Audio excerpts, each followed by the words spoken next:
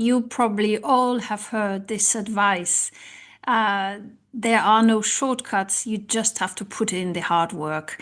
I have heard this advice so many years in my early career, in my early years of learning languages, and I can't tell you how much I have wished, or how much I had wished that if somebody had told me earlier what this actually means, because obviously there are no shortcuts, yes, but it's not about hard work in terms of quantity of hours of memorizing vocabulary. It's about how you smartly build your study routine.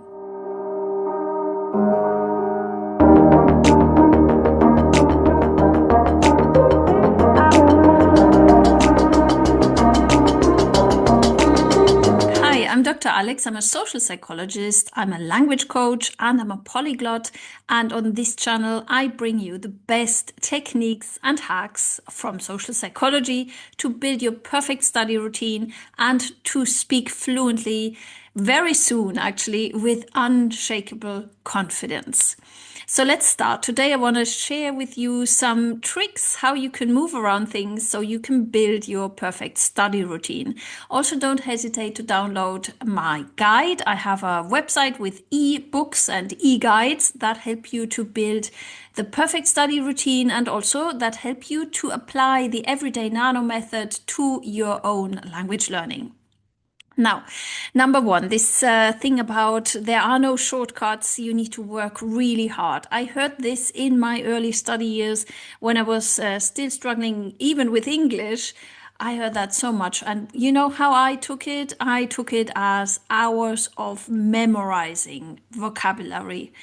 That is what I did actually. And well, I memorized vocabulary. It took me a long time. I mean, for just English, it took me 10 years.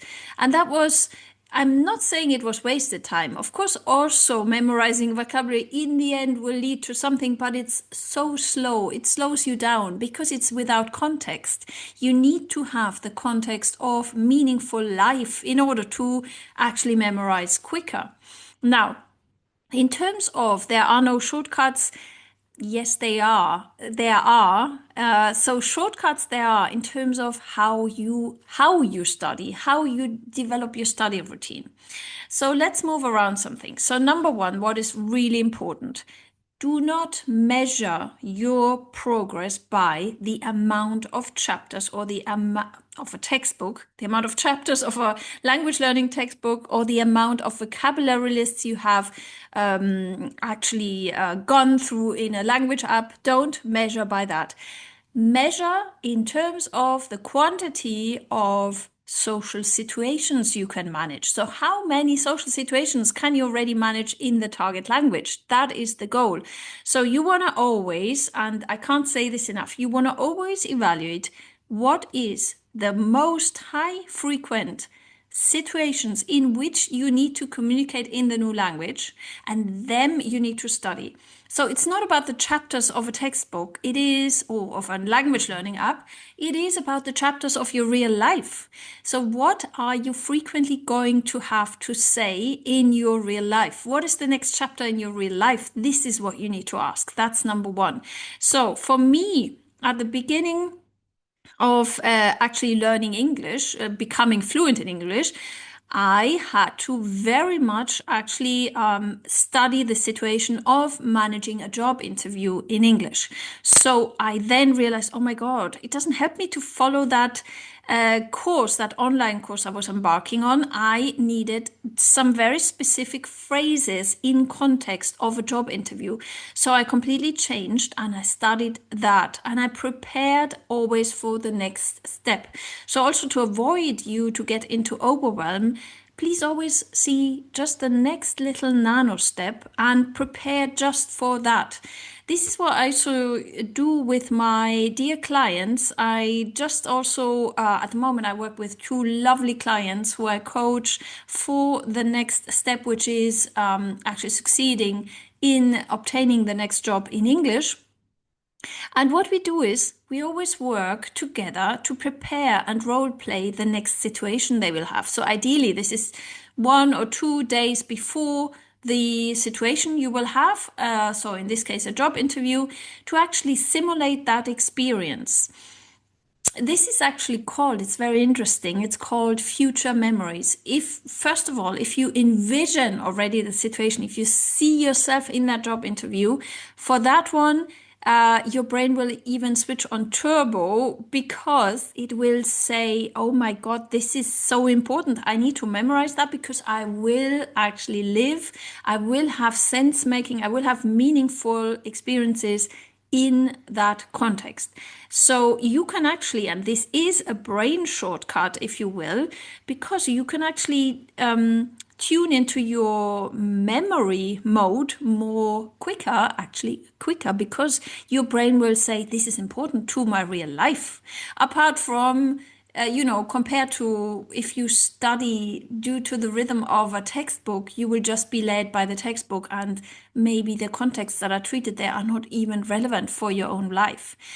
When you have some of the 5 minutes per day kind of passive study where you just want to take in and just be surrounded by the language, this is when you can bring in different topics. For example, if I have my 5 minutes per day, there is at least some element of listening. And this is where I listen broad. I listen to other topics that might not even be in my center of interests. So this is just to be exposed to the language. This is fine because passive study means also being exposed to totally different types of vocabulary. But when you study for high-speed memory and with the aim of being fluent, this is when you need to actually focus on what is important to your real life. That's number one. Number two is fluency is about how well you speak and articulate. It's not how well you can say, I have actually, in 1 week, I have mastered the whole of the language app. Nobody will ask you for that. And nobody will even say, oh, she or he has a very good English because they have done that language app in 1 week. It doesn't matter. Fluency is how much you actually on a daily basis revise and speak and repeat. So number two is develop your voice print. I've said that in one of my previous videos. You need to develop and practice your voice print. So part of your daily 5 minutes needs to be speaking out loud and speaking again with that future memory in mind. In terms of developing that, you need to develop that feeling of yourself you have, how you feel and how your identity is in the new language. That is your voice print. Doesn't matter your accent. Your accent is natural. Every human on this planet has an accent. So what you want to do, dedicate maybe 2 minutes of these 5 minutes per day of speaking out loud a sentence. I do this in this way. I note down my sentence of the day. I put it on my kitchen cupboard or next to my laptop where I work, and I repeat it at least 10 times a day. I say it out loud and I try different intonations so that I can get a feeling of what I sound like in that new target language saying that, but always with the aim in mind. I will need that sentence very soon. This is a very useful sentence for me in order to do X, Y, Z, and then you think of your social context. And number three is actually this, you need to build confidence by, so first of all, we had repetition, we had the relevance to your own life, and the third one is the emotional part. So the confidence is not only about how to develop your own feeling in your language, but also you can use emotions. So that means practicing with somebody so that you feel something. Whenever you feel something, the positive, we wish for that, the positive emotions will activate as well a part of your brain. And that is another brain shortcut I want to bring to you that can have you memorize quicker. So ideally, I recommend to you go online with a professional language coach or practice like I do at the moment. I practice with AI to have that speaking experience, not only speaking to yourself or speaking out loud, but also with another person, because then this brain shortcut enables you to study smarter in that sense, because you have lived through the situation already one time. And of course, you will not in the real situation remember exactly what you have said, but you will have some references. Oh, I've practiced that. And then you can get along in that situation by, first of all, asking your standard sentence to the person saying, oh, I'm sorry, hang on, I need a bit more time because I'm still studying the language. Or you can say, hang on, give me some time. I know this. Can you help me? How do I say? And then you get into the flow of saying what you have to say. If you have lived through it once, it becomes far easier to actually improvise then in that situation, rather than having, and all of you know that, I know that so well because I had it so many times, rather than having that freeze situation where you just don't know what to say at all. And then later, after the situation, you think, oh, I could have said this, I could have said that, and then you regret it.